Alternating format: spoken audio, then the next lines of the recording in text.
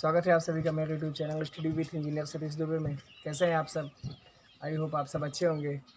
तो हम सब पढ़ रहे थे फिजिक्स में यूनिट एंड डायमेंशन, ठीक है, मात्रक एंड बीमा। तो वो सब हम सब पढ़ चुके थे। तो आज हम नया चैप्टर स्टार्ट करने जा रहे हैं, वेक्टर एनालिसिस यानी सदिश विश्लेषण, ठीक है। तो इसको आज हम पढ़ते हैं, इसका पार्ट 1 आज हम पढ़ते हैं।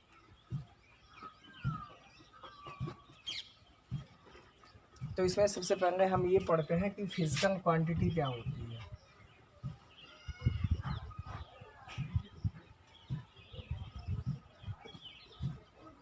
यानी भौतिक राशि क्या होती है। भौतिक राशि,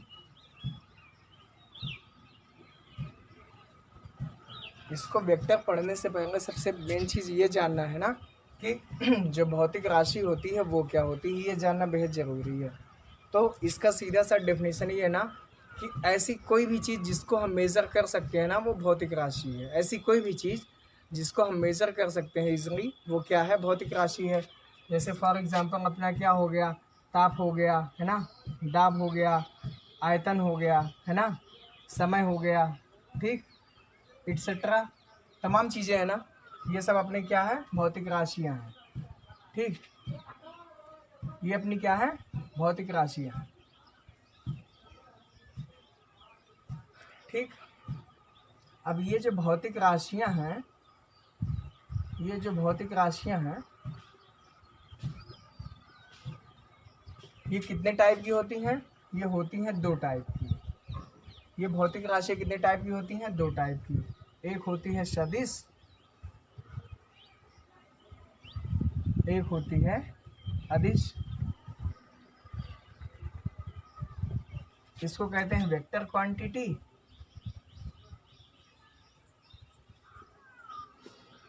इसको कहते हैं स्केलर क्वांटिटी, ठीक। यानी जो भौतिक राशि होती है वो क्या होती है, मैंने बताया दुनिया की ऐसी भी कोई भी क्वांटिटी हो जिसको हम क्या कर सकते हैं, मेज़र कर सकते हैं, वो अपनी क्या होगी, भौतिक राशि होगी। वो कितने टाइप की होती है? 2 टाइप की होती है। कौन कौन सी? सदिश राशि एंड अदिश राशि। सदिश राशि को कहते हैं वेक्टर क्वांटिटी एंड अदिश राशि को कहते हैं स्केलर क्वांटिटी, ठीक। अब उसके बाद हम ये देखते हैं कि सदिश राशि क्या होती है।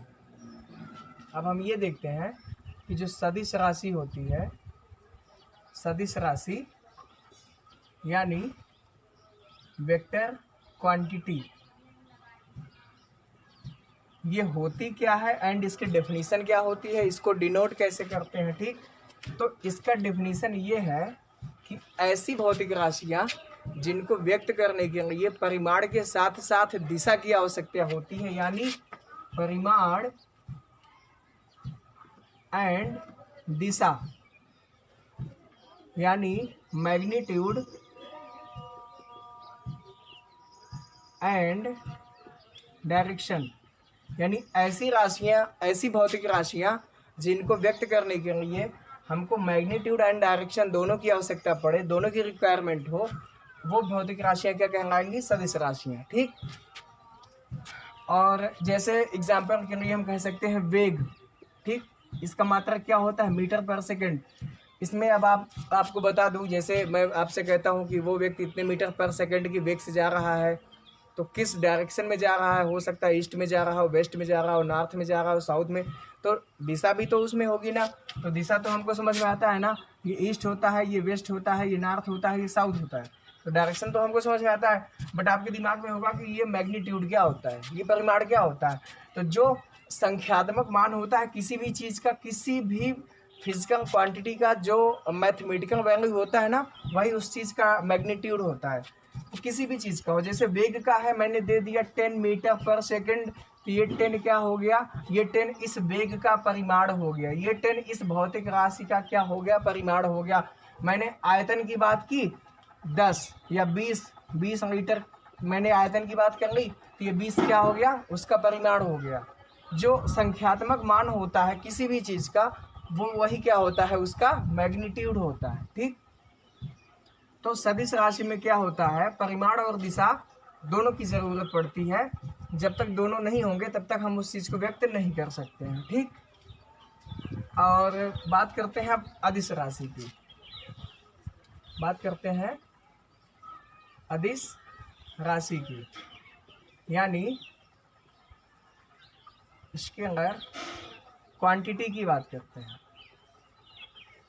इसमें क्या है, ये कहता है कि हमको डायरेक्शन से कोई रिक्वायरमेंट नहीं है, हमको डायरेक्शन की कोई ज़रूरत नहीं है, बस हमको परिमाण चाहिए, हमको उस फिजिकल क्वांटिटी का संख्यात्मक मान चाहिए, बस हमारा काम हो जाएगा। यानी ये क्या कहता है कि इसकी डिफिनीशन क्या हो जाएगी, ऐसी भौतिक राशि जिसको व्यक्त करने के लिए सिर्फ परिमाण की आवश्यकता होती है, परिमाण की ज़रूरत पड़ती है। ये हो गई इसकी परिभाषा, ये हो गई इसकी परिभाषा। ऐसी भौतिक राशि जिसको व्यक्त करने के लिए परिमाण की आवश्यकता होती है, दिशा की नहीं। जैसे एग्जाम्पल के लिए हम कह सकते हैं स्पीड, जैसे आपका बाइक है ना, चाहे वो कार हो चाहे वो मोटरसाइकिल हो, उसमें स्पीडोमीटर होता है ना। तो स्पीडोमीटर में क्या होता है, आप बाइक जितनी स्पीड से जाओगे 50 kilometre per hour, 80 kilometre per hour, तो वो बस क्या करता है, आपकी स्पीड को बताता है, वो डायरेक्शन तो बताता नहीं है। तो स्पीड हो गया, और हम कह सकते हैं ताप हो गया, और हम ये कह सकते हैं कि आयतन हो गया, है ना, ताप हो गया, आयतन हो गया। ये सब चीज़ें क्या है, आपकी अदिश राशि है। इसमें बस क्या है, आपका केवल परिमाण है। जैसे ये टेम्परेचर है, दे दिया 100 डिग्री सेंटीग्रेड, आयतन दे दिया मान लो 10 लीटर दे दिया, 100 लीटर दे दिया, कुछ भी दे दिया, तो बस इसका मैग्नीट्यूड दिया होगा, डायरेक्शन से इसमें कोई मतलब हमको नहीं है, बस। ठीक है, तो ये बात, आई होप आपको ये बात समझ में आ गई होगी। ठीक,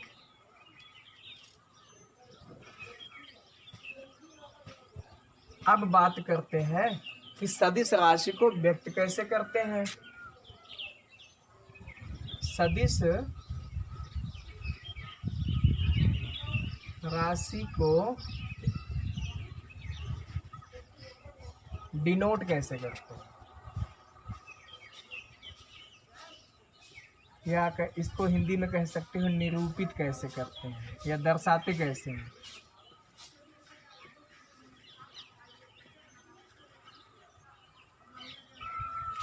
ठीक, या सिर्फ इसको राशि ना कहो, सिर्फ सदिश कहो, यानी वेक्टर कहो, वेक्टर। कोई भी वेक्टर है ना, कोई भी वेक्टर है तो उसको दर्शाते कैसे हैं। तो मान लो अपना कोई भी वेक्टर ए है ना, अपना कोई भी वेक्टर हमने उसका नाम ए दे दिया, आप उसका नाम X Y Z A B C कुछ भी नाम दे सकते हो। तो हम उसको दर्शाते कैसे हैं सदिश में, बस क्या करते हैं, उसके ऊपर एक एरो बना देते हैं, एक तीर उसके ऊपर बना देते हैं, ये हमारा हो गया वेक्टर। बस ये चीज़ हमारा हो गया वेक्टर। क्या करते हैं, बस उसके ऊपर एक एरो बना देते हैं, वो क्या करता है, यही एरो हमको दिखाता है कि ये चीज़ जो हमारा जो है, ये फिजिकल क्वांटिटी जो है, ये कैसी राशि है, ये एक सदिश राशि है। यानी ए जो क्या है, ए एक भौतिक राशि है, बट अभी हमको पता नहीं था कि कैसी है। जब इस पर हमने एक एरो बना दिया इसके ऊपर, अब ये हमको बता रहा है कि ये जो भौतिक राशि है वो कैसी राशि है, एक सदिश राशि है। ठीक, एंड परिमाण को कैसे डिनोट करते हैं, जो परिमाण होता है, परिमाण को कैसे डिनोट करते हैं। मान लो अपना भौतिक राशि ए है, इस परिमाण को ऐसे मॉड के अंदर ऐसे डिनोट करते हैं, ऐसे। सदिश राशि हमने यहाँ पे एरो क्यों बनाया, क्योंकि हमने माना है कि ये जो अपना सदिश राशि है, ये अपना कैसी है, वेक्टर क्वांटिटी है ना, ये अपनी जो राशि है ये वेक्टर है। तो इसको मैग्नीट्यूड में कैसे लिखेंगे, मैग्नीट्यूड में इसको लिखने का तरीका क्या होगा, मॉड के अंदर वेक्टर है। ठीक, ये अपना तरीका हो गया।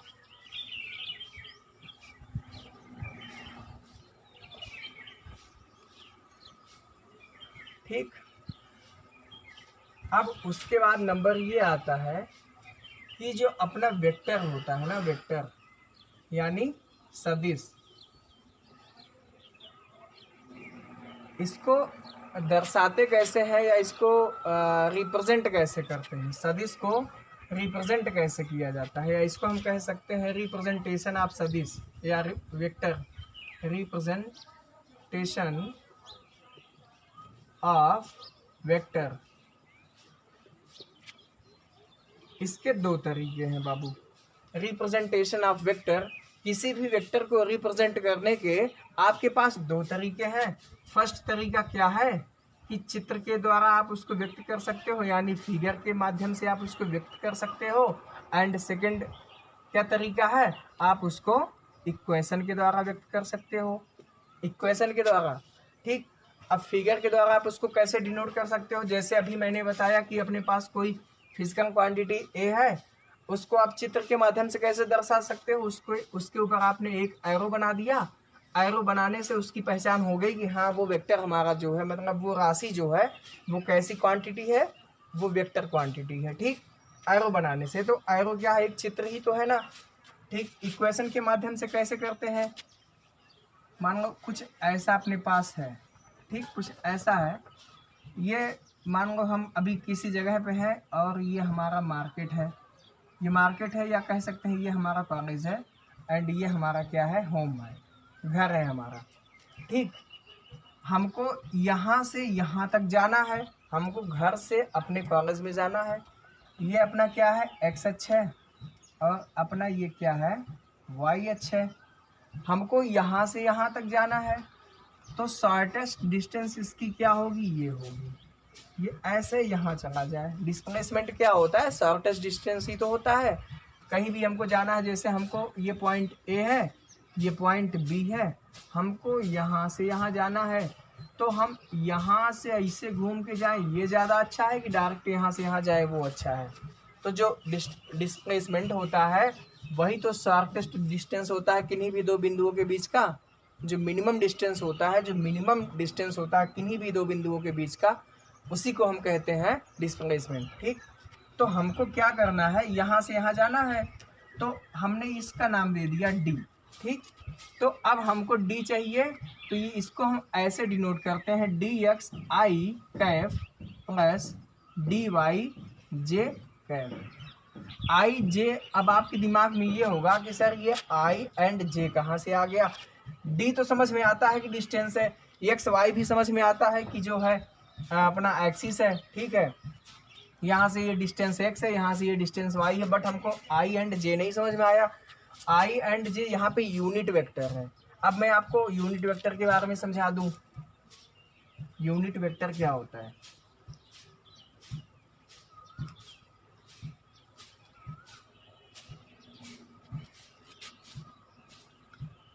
अब आपको बता दूं यूनिट वेक्टर। पहली चीज तो ये जान लो कि जो यूनिट वेक्टर होता है वो क्या होता है, वो होता है mod A into A cap. इसमें जो यूनिट वेक्टर होता है उसको रिप्रेजेंट करते हैं ए कैप से। पहली बात आपके दिमाग में ये सेव होनी चाहिए कि जो यूनिट वेक्टर होता है उसको रिप्रेजेंट करते हैं ए कैप से, एंड ये क्या होता है, यूनिटलेस होता है। यूनिटलेस होता है, इसकी कोई यूनिट नहीं होती है। यहाँ से हमको ए कैप चाहिए, तो ए कैप बराबर क्या हो जाएगा, vector A upon mod of vector A. अब क्योंकि जो इसकी यूनिट होगी वही तो इसकी भी यूनिट होगी ना, तो इसकी यूनिट कट जाएगी, तो इसकी कोई यूनिट नहीं होगी, इट हैव नो यूनिट। ठीक, तो इसलिए मैंने बताया कि यूनिट वेक्टर को क्या करते हैं, हम रिप्रेजेंट करते हैं ए कैप से, एंड इसकी कोई यूनिट नहीं होती है। ये हो गया यूनिट वेक्टर का सूत्र हो गया। ठीक, ये हो गया यूनिट वेक्टर का फार्मूला। इसको ऐसे भी कर सकते हो, unit vector is equal to given vector upon magnitude of given vector। इसको आप ऐसे भी कर सकते हो। ठीक, यानी आपको कभी भी क्वेश्चन में वेक्टर एक दे दिया जाएगा और आपसे पूछेगा कि इस वेक्टर का जो है यूनिट वेक्टर आप बताओ, तो आप सीधे क्या करोगे, कि गिवन वेक्टर जो दिया रहेगा उसको रख दोगे, जो वेक्टर आपको गिवन होगा उसको रखोगे अपान में, उसका मैग्नीट्यूड फाइंड आउट करोगे, उसको उससे डिवाइड कर दोगे तो आपका यूनिट वेक्टर आ जाएगा। एंड इसकी जो यूनिट होती है आपको पता है ना, इट हैव नो यूनिट, कोई यूनिट इसकी नहीं होती है। ये चीज़ आपको पता हो गई। यूनिट वेक्टर को क्या करते हैं, ए कैप से रिप्रेजेंट करते हैं एंड ये किसके बराबर होता है, vector A upon mod of vector A. ठीक, ये चीज़ हो गई।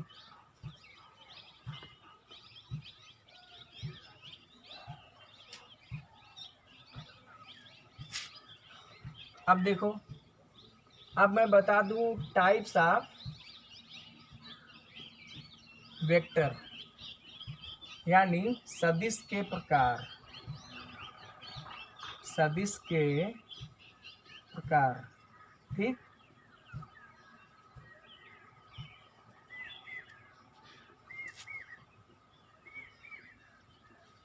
फर्स्ट होता है समान सदिश,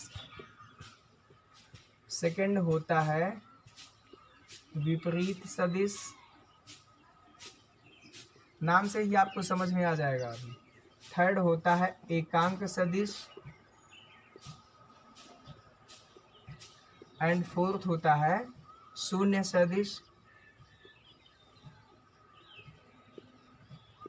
एंड पांचवा कह सकते हो विस्थापन सदिश।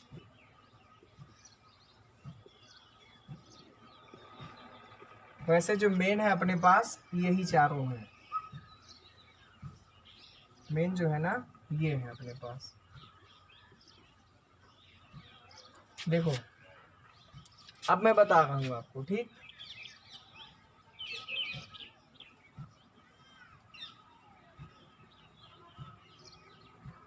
देखो मैंने बताया कि टाइप्स ऑफ वेक्टर यानी सदिश के प्रकार। सदिश कितने प्रकार के होते हैं, डेफिनेशन आपको मैंने बता दिया। पहले तो मैंने आपको ये बताया कि सदिश होता क्या है। ठीक, ऐसी भौतिक राशि जिनको व्यक्त करने के लिए परिमाण के साथ साथ दिशा की आवश्यकता हो, यानी magnitude plus direction is equal to vector, यानी जब तक दोनों की कॉम्बिनेशन नहीं होगा तब तक वेक्टर डिफाइन ही नहीं हो सकता। ठीक, अब उसके टाइप मैं बता दूं आपको। समान सदिश, समान सदिश क्या होता है, ऐसा सदिश जिसका परिमाण और डायरेक्शन दोनों समान हो, यानी डायरेक्शन तो बराबर परिमाण भी बराबर, यानी परिमाण और डायरेक्शन दोनों क्या हो, सेम हो, यानी दोनों गिवन हो।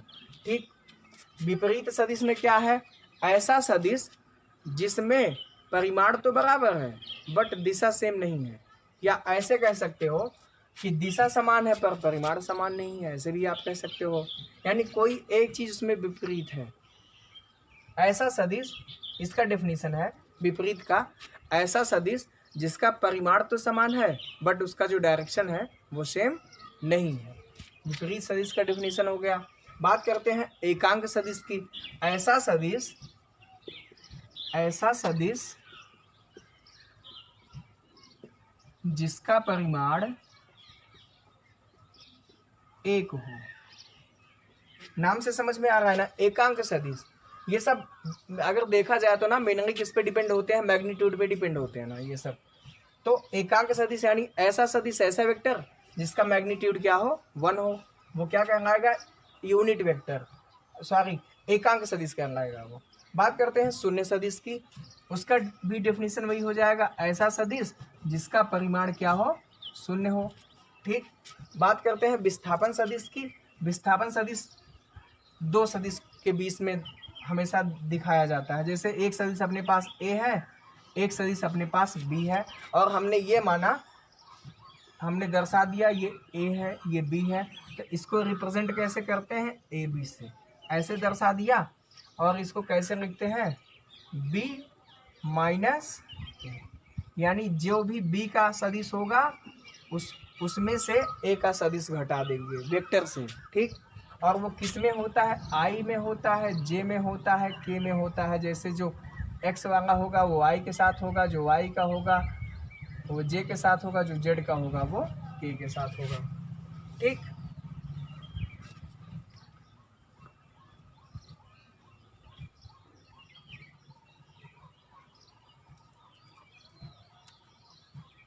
अभी मैंने आपको बताया था यूनिट वेक्टर,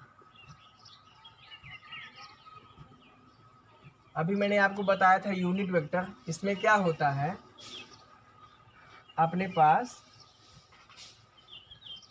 ये अपना समझो x हो गया, ये y हो गया, ये z हो गया, ठीक। तो इस पे अपना क्या होता है, i कैफ होता है, इस पे j कैफ होता है, और इस पे क्या होता है, k कैफ होता है। यानी हम कह सकते हैं कि x अक्ष पर यूनिट वेक्टर या x अक्ष का यूनिट वेक्टर कह सकते हो, या ऐसे कह सकते हो x अक्ष पर यूनिट वेक्टर वो कितना होता है, i कैप, और y अक्ष पर यूनिट वेक्टर वो किसके बराबर होगा, j कैप के, एंड z अक्ष पर यूनिट वेक्टर जो होगा वो किसके बराबर होगा, k कैप के बराबर। ये बहुत ही इम्पोर्टेंट है, आप इसको याद रखना, ठीक। जो x अक्ष पे यूनिट वेक्टर होगा वो कितना होगा, i कैप होगा, जो y एक्सिस पे अपना यूनिट वेक्टर होगा वो कितना होगा, j कैप होगा, एंड जो z एक्सिस पे अपना यूनिट वेक्टर होगा वो कितना होगा, k कैप होगा, ठीक। कोई दिक्कत नहीं है।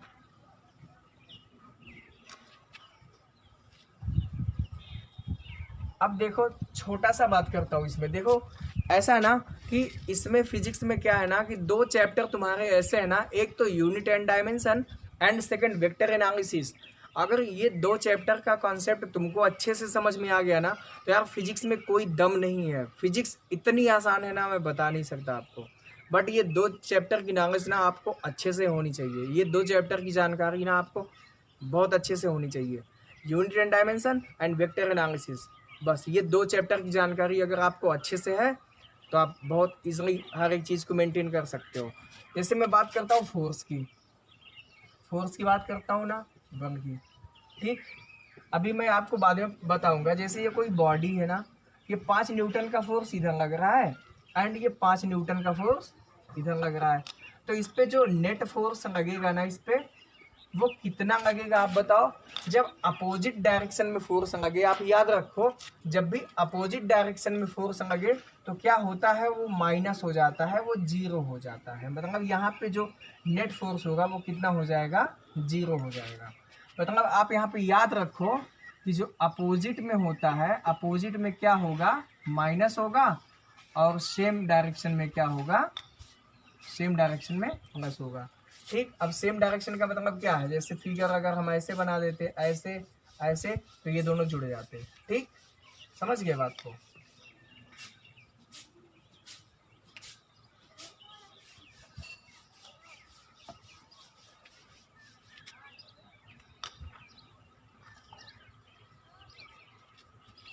तो फ्रेंड्स जो है आज के लिए बस इतना ही, बाकी इसके आगे हम नेक्स्ट वीडियो में कंटिन्यू करेंगे आप सबके साथ, अच्छे अच्छे टॉपिक के साथ हम जो है कंटिन्यू करेंगे। तो आई होप आपको जो है ये वीडियो काफ़ी ज़्यादा अच्छी लगी होगी, तो इसको ज़्यादा से ज़्यादा आप शेयर कीजिए, सब्सक्राइब कीजिए एंड लाइक कीजिए, ठीक है।